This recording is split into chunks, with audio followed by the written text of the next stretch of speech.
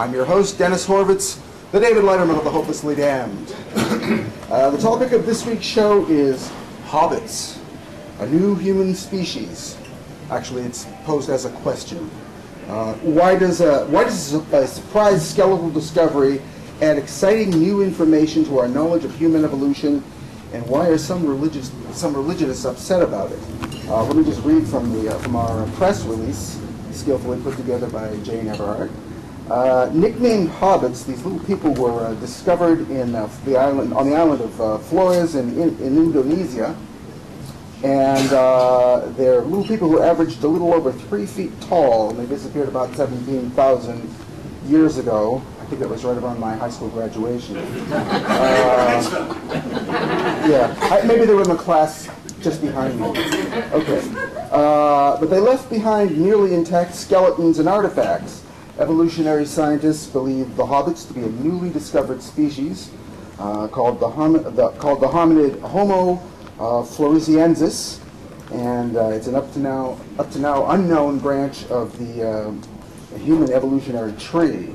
And to explain this will be Dr. William L. Junger, is that how you pronounce it correctly? Who is the chairman of the Anatomical Sciences Department in the Medical School of Stony Brook University, as well as a distinguished teaching professor. His expertise is in, for which he is internationally known, is in functional anatomy.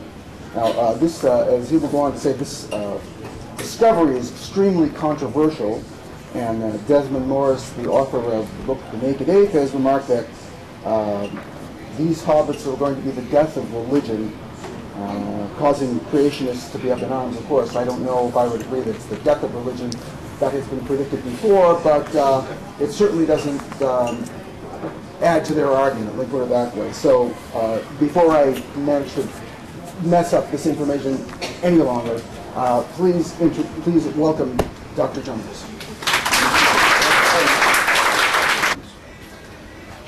There are two competing explanations for it. And these are the explanations that were put forth from the very beginning by my colleagues. In Nature in 2004, when this really just got started, they suggested that the most likely explanation for Homo floresiensis on Flores is a long-term isolation with subsequent endemic dwarfing of an ancestral Homo erectus. Now that made sense. We had Homo erectus in Southeast Asia 1.5 million years ago, so maybe this is just derived from it. And this is part of something known as the island rule, where things not uncommonly shrink and sometimes become giant on small islands. Flores in particular had a dwarf elephant, we see here in white. It had a giant Komodo dragon, even bigger than the dragons today. It had giant rats. It had a giant carnivorous stork, and that was about it. I mean, it had a very, very peculiar fauna. And that's because it's in a part of the world that very few vertebrates made it to. This is called Wallace's Line. And this is an intense geographical barrier. You have to cross open water at least twice. And even when the continental shelves are at their highest, the sort of gray area during the last maximum glaciation, things like Flores were never connected to anything. So whatever got there had to cross open water. And this has led to a very unbalanced, peculiar fauna. We don't know how the hobbits got there, although we know there are fossils on that island almost 1 million years ago. They were making tools. We just don't know who they were. So this is probably one of the views that is still the most popular, that somehow Homo floresiensis is just a dwarf of Homo erectus. However, a year later, having found a lot more of the same individual and more individuals, we now have half a dozen individuals, they backed way off and suggested that the genealogy, that is, who is this related to, remains uncertain. Similarities in stature, that is, body height and body proportions, was also opinions. Think lucid. For example, may reflect phylogeny or secondary evolutionary convergence. Either way, Homo floresiensis is not just a scaled-down version of Homo erectus. And what they're saying is, you have to undergo tremendous numbers of evolutionary reversals in order to get Homo floresiensis from Homo erectus. And it's never occurred. We've seen people dwarf around this world in Asia, in Africa, in Central America, to the body mass, tiny body mass of 65 pounds. You know what? They still look like people. They don't revert to some ancestral condition. So if the dwarfing hypothesis is right, it would be an evolutionary event never observed in human evolution. Alternatively, what does it imply? It implies we missed an early out of Africa event. That Homo erectus was not the first diaspora of humans. Something else got out of there much, much earlier in time. How big were they? So we keep talking about hobbits. You have several individuals, and shockingly, the skull I passed around is the big one. We're not sure we have any males yet. In body mass, we've estimated from dimensions of the joints to about 27 to 35 kilos. And for the metrically challenged in the audience, that's about 60 to 77 pounds. And people around the world, believe it or not, females of many different ethnic groups around the world have reduced in body size to this. That's not extraordinary. However, in terms of reconstructing their body height, it comes in at just about a meter. That's 3'4" to 3'6". There are no people on Earth that have that particular height. And if you realize you're packing that much mass on that short a skeleton, you're dealing with a really robust individual that has a body plan that's more like an Australopithecus, like Lucy, or more like a chimpanzee than a person. And that's shocking. Here's the skull. Now, that was a little thing I just passed around. Now, for me, this has aesthetic qualities as well. You may not share that with me, but this is a beautiful thing. Well, first of all, it's so complete. There is some damage to it, some excavation damage that took place. But I urge you to go to your local museum. American Museum would be a wonderful starting point, and pull out every skull you can of a modern person. You will never, ever find anything like that. This has things called sagittal keels. It has big brow ridges above the orbits. You can see it better from this view. It has things called canine pillars, huge roots that go back up the side of its nose. It's got no chin, and a very robust mandible, relatively big teeth, a prognathic face that sticks out, and look at that, not much of a forehead, nice sloping skull. This is a primitive skull. And if you do the analyses, and we've done lots of them, this thing looks more like African Homo erectus or African Homo habilis. We're talking about fossils 1.5 to 2.5 million years ago. It does not look like a person. And what's shocking, it doesn't look like Southeast Asian Homo erectus. It looks like Africa. It has an African signature. And the brain. Oh, this is where it gets crazy, guys. The brain of Homo floresiensis has been the center of controversy. Why? Because it's tiny. The average cranial capacity in cubic centimeters of people in this room, since you're atheists, is probably skewed a little higher. Maybe 1,500 cc's, as opposed to, say, 1,200 to 13 cc's, a normal range. But this is something that's got a 400 cc cranial capacity. This is something that is small for an Australopithecine. This is an individual with a chimpanzee-sized brain, walking on 2 legs, and we'll see in a minute, making tools. How is that possible? It's got a tiny brain. Unless I'm going to invoke kind of a crude analogy, this suggests that it's not how much memory or RAM you have in your computer, it's the architecture of the processor that's important.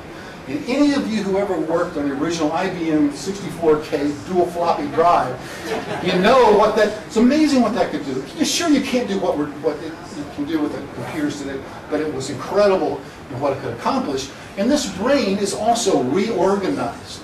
That many parts of this brain are derived. This is not a chimpanzee brain. And I'll show you in a second. This is really a human-like brain, just despite its incredibly small size.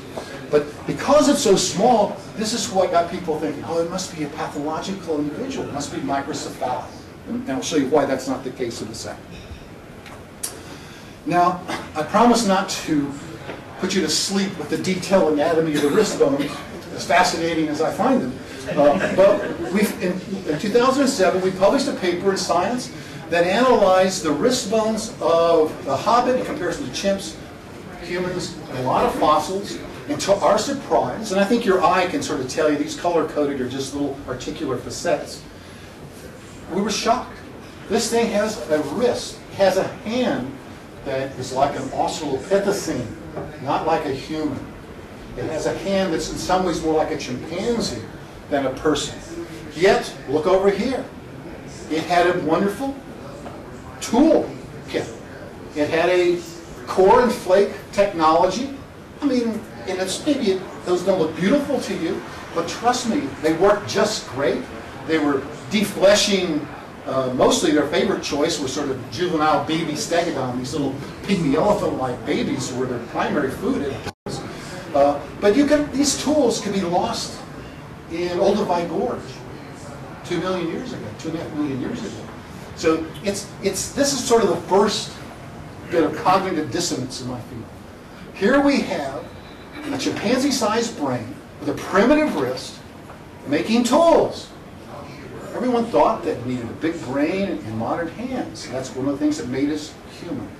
Clearly, there's more than one way to be human, and I think this illustrates that nicely. Now, again, this is the only other part of the anatomy I promised to inflict upon you, but it's amazing. We never have complete feet in the fossil record before.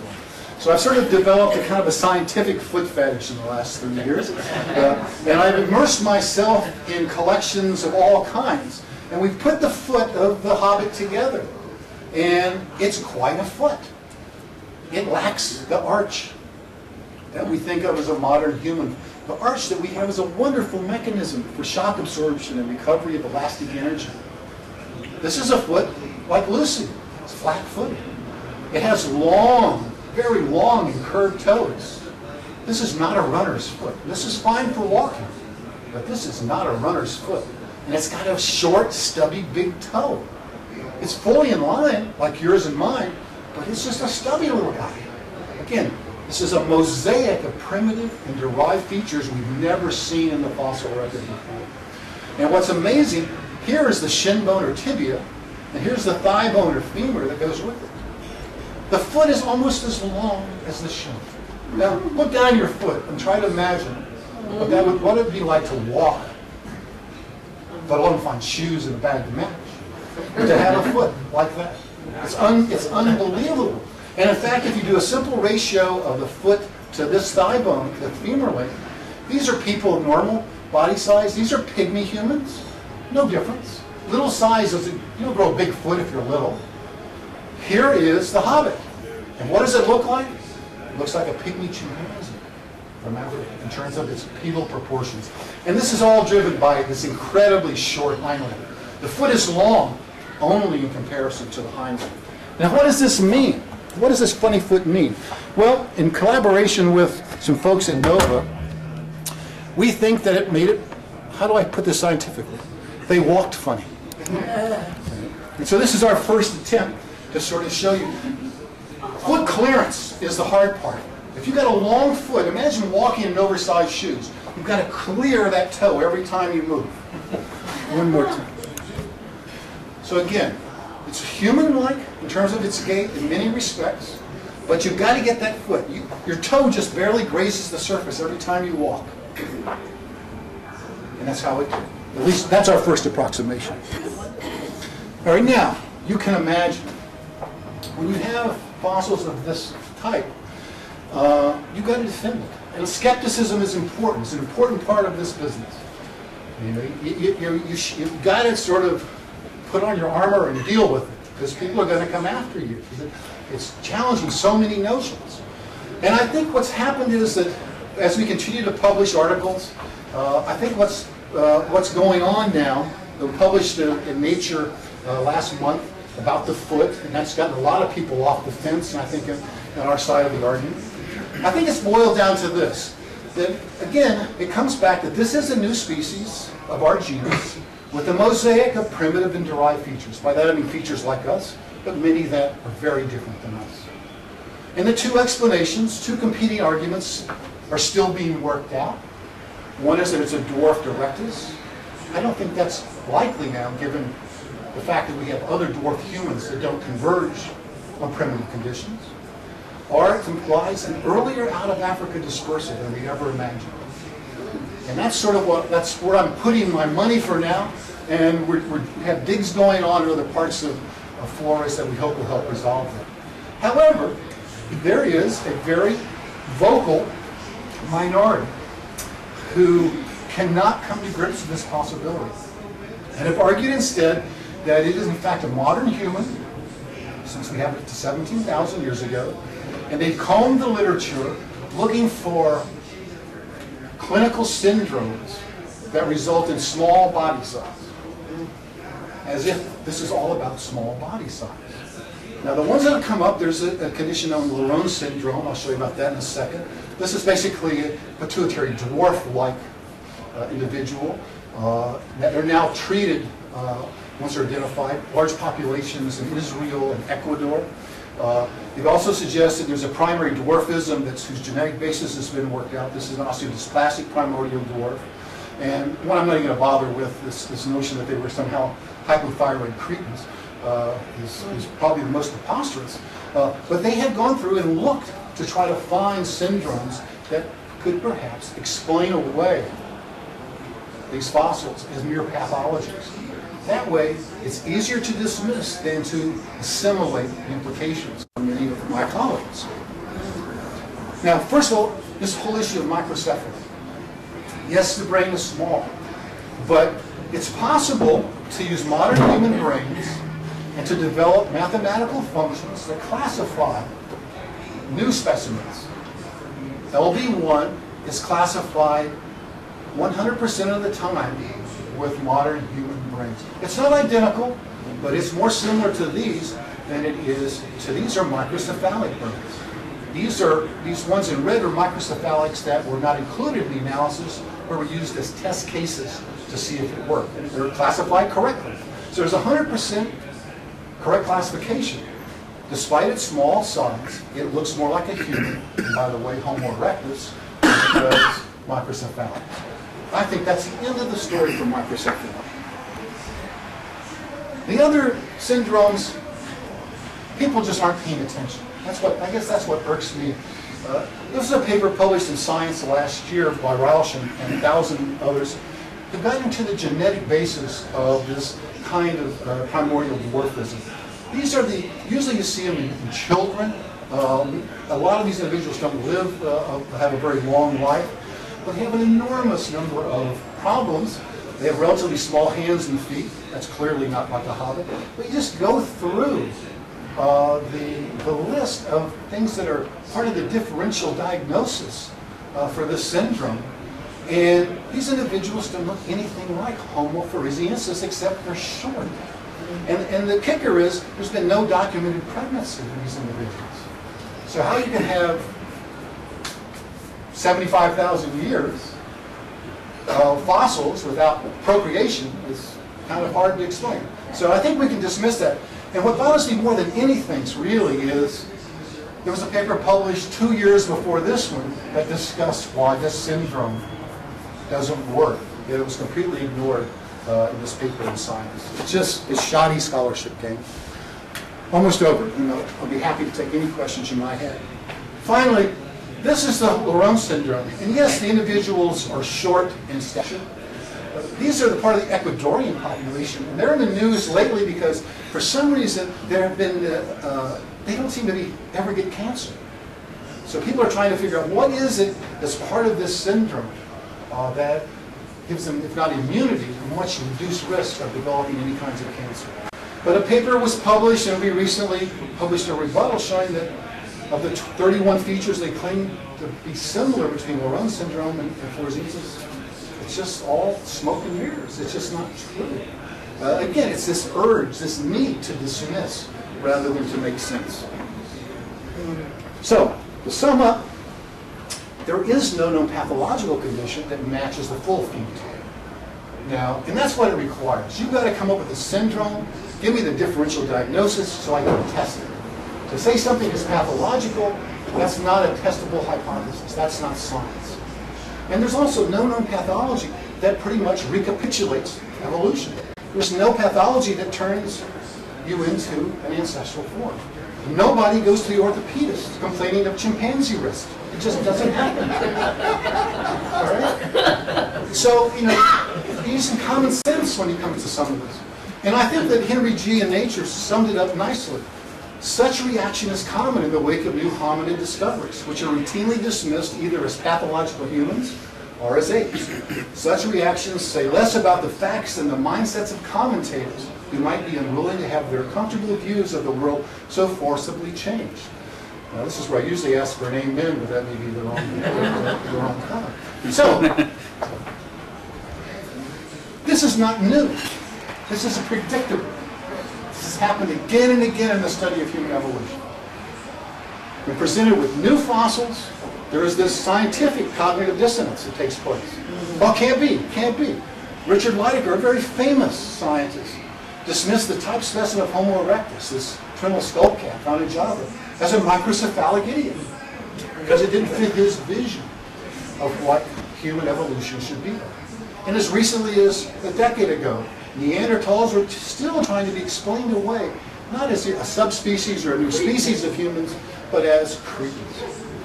And finally, and for some ways this is the most disturbing part for me, there's at least one school of thought in my own business that cannot conceive of or allow more than one species for our own genus Homo. We're special. We're unique. And it could possibly, nothing like us could have ever existed. We would outcompete them. We would drive them to extinction. Therefore, the Hobbits must be pathological. That's a non-sequitur. But I really believe that this is a non-testable, dogmatic, doctrinaire position. And it's not unlike other positions we've seen. Now, someone mentioned this in passing. What is the cosmic significance of this? Well, Desmond Morris, who's never been afraid to stick his neck out, argued that the discovery of a tiny 1 meter flat-faced bipedal ape man is rather different in terms of other finds, is what he meant here.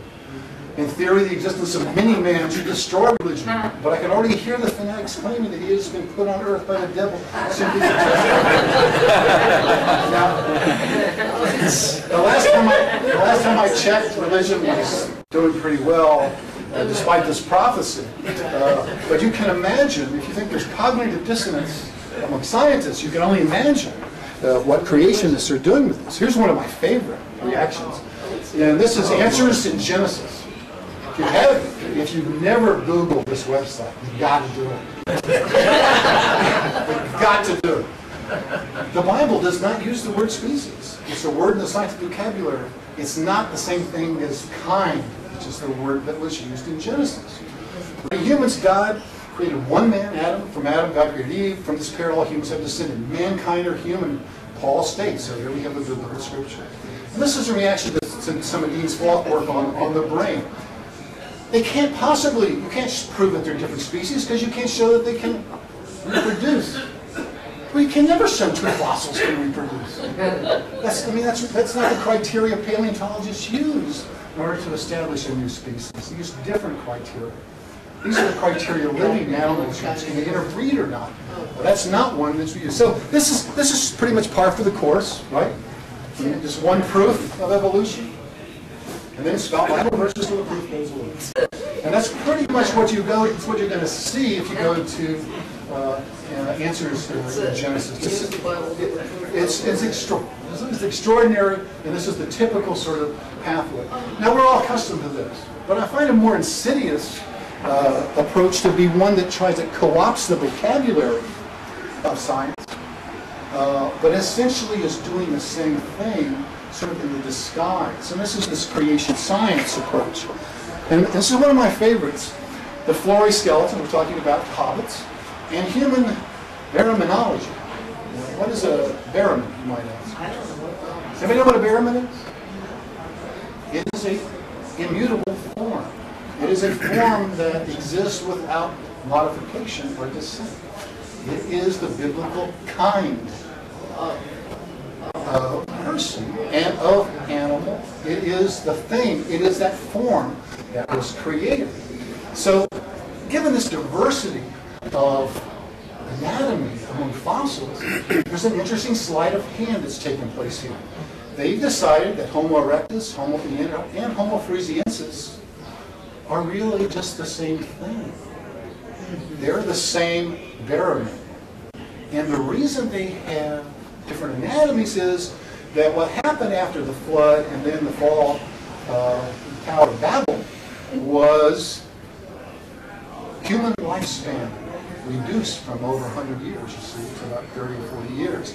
And this had developmental consequences that resulted in varieties that we've never seen before. And so the two post-Babel explanations are differential extinctions, or what they prefer, this diversity that leads ultimately back to the crowning glory of you and me. Now, this is incredible because if you read this quickly, these changes in human probably follow pre-programmed trajectories through biological character space. The specific course which may be largely affected by founder-affected genetic drift in small populations following Babel. And this is where you really have got to look at this stuff closely. But this is sort of the kind of argument that you see. But again, we shouldn't again be surprised by this. You know, it's really, if we're looking on this side of the scale for evidence, it's just not going to, you're not going to find it. And that's certainly not going to help these people who would like to propagate these points of view in schools. And that's another issue we can talk about, if you like, is the failure of science education in this country. I mean, you know, these are based on testable hypotheses, and you know what this is based on. But scientists have to be careful too. In other words, ideology, we're not just talking about religious ideology, also the danger of doctrinaire positions.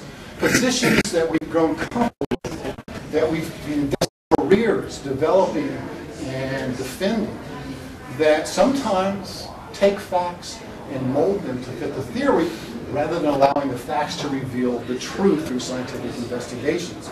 So, and ironic is individuals who practice this type of science that are frequently cited by creation scientists because of the controversy that their positions generate.